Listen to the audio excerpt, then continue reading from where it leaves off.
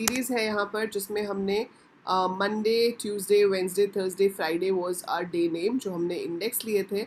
और जब हम इस सीरीज़ को प्रिंट करते हैं तो वो हमें प्रिंट करके दे रहा था कि आपके पास वीक डेज कौन कौन से हैं, as well as it was printing the name of the temperature of those days. ठीक है, तो नाम आपका इंडेक्स है और जो उसकी वैल्यू थी वो थी टेम्परेचर। सो ये मेरे पास रिजल्ट आ रहा है इसका कि मंडे को 37 डिग्री टेम्परेचर था, ट्यूसडे को 34, वेंसडे को 31, थर्सडे को एंड फ्राइडे को 39। ठीक है, अब मेरे पास यहाँ पर सिर्फ अभी कितनी वैल्यूज़ हैं? 5। लेट्स से मैं 7 दिन का लेना चाहती हूँ, want to take for all 7 days. ठीक है, आप 7 के 7 डेज का लेना चाहते हो तो आप इसमें क्या करोगे, सैटरडे और संडे को भी ऐड कर दोगे। सो हम यहाँ पर जाते हैं और हम यहाँ पर ऐड कर देते हैं सैटरडे, और मैंने सैटरडे का टेम्परेचर पुट कर दिया 32, एंड देन संडे को मान लो बारिश हो गई और टेम्परेचर और कम हो गया 29, लेट्स से।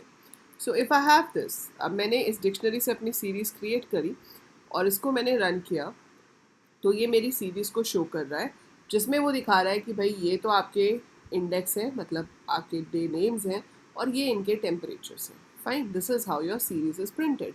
अब जैसे कि फंक्शन का नाम ही बोल रहा है head and tail, so head and tail का मतलब क्या है? हेड मतलब टॉप से, है ना, हेड आगे होता है, ऊपर होता है, टेल नीचे होती है। सो हेड मतलब टॉप। सो टॉप पे से आपको कुछ रोज देखनी है, तो आपका जो फंक्शंस होते हैं ये कैसे लिखे जाते हैं? सीरीज का आप नाम लिखेंगे dot, then you will write name of the function. So मैंने क्या लिखा? हेड। ये फंक्शन है तो इसके पीछे राउंड ब्रैकेट आएगी।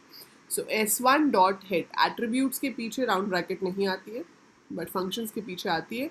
So this is S1 dot head. S1 dot head, इसको आप रन करते हो तो ये आपको सिर्फ फ्राइडे तक ही शो करेगा। सो बाय डिफ़ॉल्ट ये टॉप पे सिर्फ 5 ही वैल्यूज़ को दिखाता है। If you want to see multiple values, like आपको 3 वैल्यूज़ देखनी है, 5 नहीं देखनी, तो आप S1 डॉट हेड 3 कर सकते हो।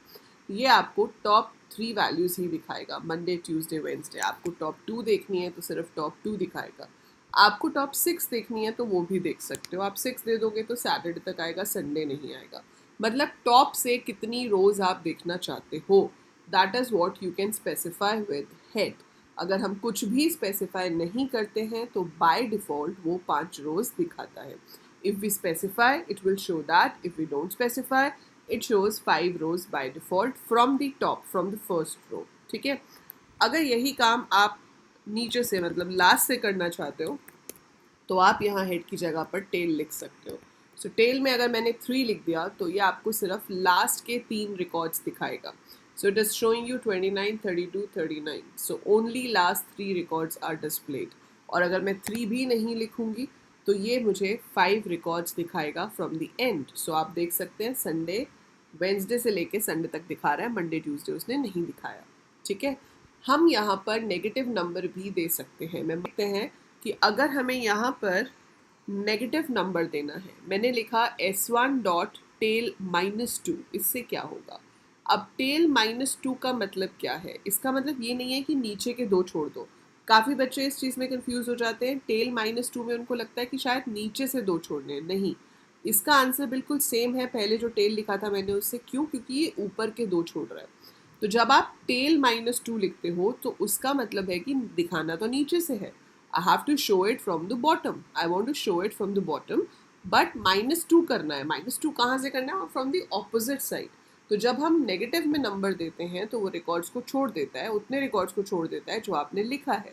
पर किस तरफ से छोड़ता है? From the opposite side. जैसे मैंने यहाँ पर -4 लिख दिया तो ऊपर वाले 4 मंडे, ट्यूसडे, वेंसडे, थर्सडे नहीं आएंगे, नीचे के आएंगे। सो नीचे वाले 3 शो हो गए बट ऊपर वाले 4 उसने छोड़ दिए, तो -4। ठीक है, अगर आप 4 देते हो इसका मतलब क्या होता है कि नीचे के 4 दिखाने हैं। सो 4 का मतलब है you have to show bottom 4, लेकिन -4 का मतलब है कि ऊपर के 4 छोड़ दो और उसके बाद जो बचे वो दिखा दो।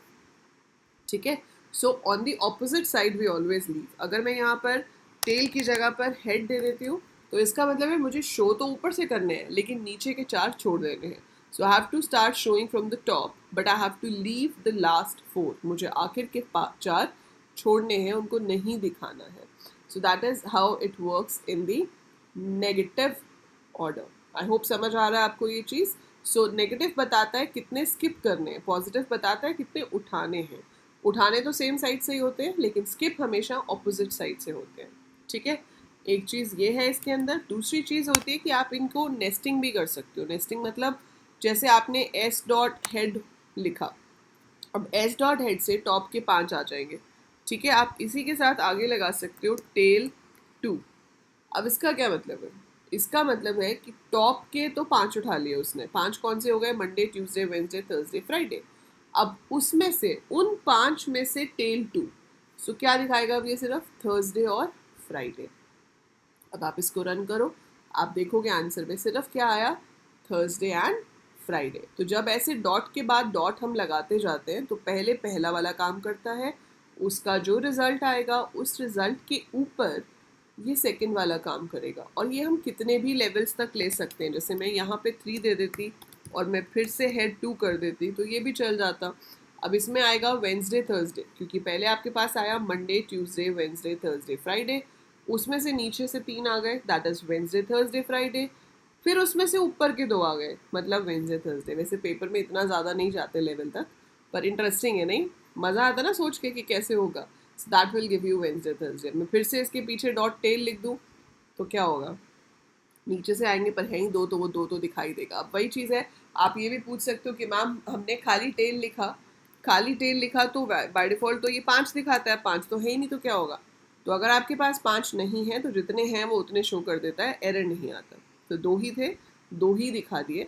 अगर आप यहाँ पे सिर्फ 1 लिख देते तो थर्सडे आ जाता, -1 लिखोगे तो वेंसडे आएगा।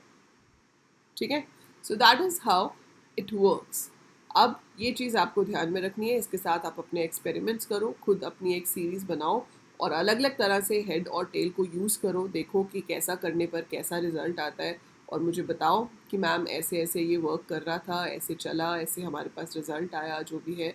सो discuss what you did and tell me in the comments कि आपको कैसा लगा इसको यूज़ करके। बहुत ही ईजी फंक्शंस हैं। इसके ऊपर क्वेश्चन कई बार ये भी आ जाता है कि out of the following which command is correct. तो उसमें ध्यान रखना है कि कमांड जो है वो हेड है, हेड्स नहीं है, एस नहीं है।